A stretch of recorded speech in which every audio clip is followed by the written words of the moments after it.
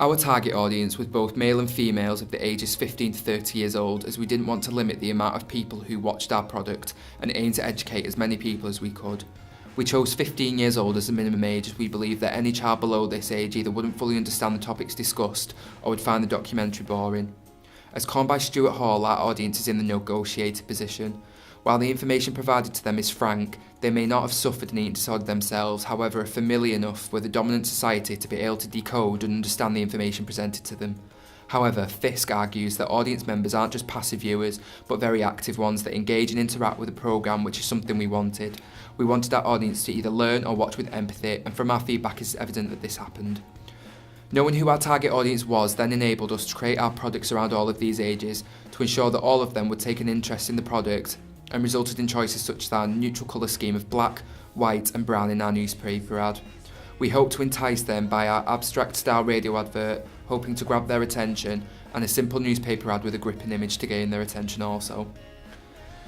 We asked a selection of our target audience from 17 to 18 year olds to look at all three of our products and did this in order to hopefully receive both positives and negatives that we could change. We did this a couple of weeks before so that we did have time to change them. All of the people asked were within our target audience age range, and this was important to us as it ensured that the changes we would eventually make would sit well with our desired audiences. From the first set of feedback, it was evident to our group that there was too much talking in the documentary. The people watching our documentary wanted to see the girl in her own home, natural surroundings, for example watching the TV, which is something we played upon, as we wanted to draw attention to the fact that the media had influenced audiences' perceptions of body image. The group also pointed out that the audio levels were inconsistent and that during certain parts of the documentary the music could be too loud so that you couldn't hear the person speaking.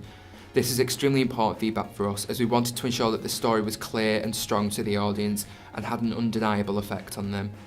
They also didn't like the use of text and believed that it added an abstract quality to a documentary that style didn't seem abstract.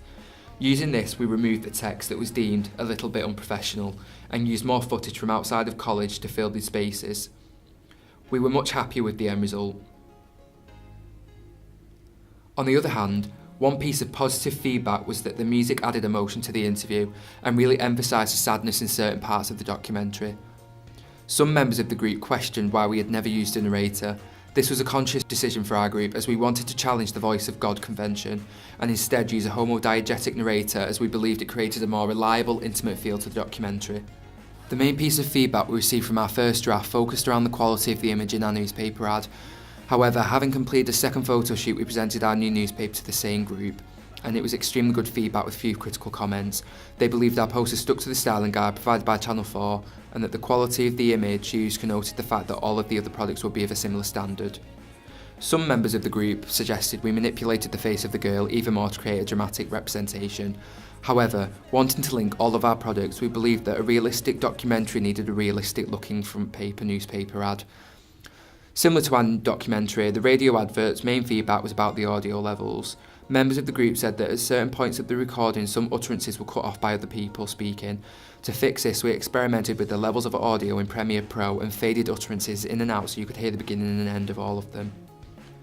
We also added a voiceover from our Channel 4 ident at the beginning of our documentary in our radio advert to explain that it was a series, but this particular episode was about Sophie, as this was an aspect that some audience members found confusing. Using our target audience to review our products was extremely helpful, as we were able to indicate what changes we needed to make.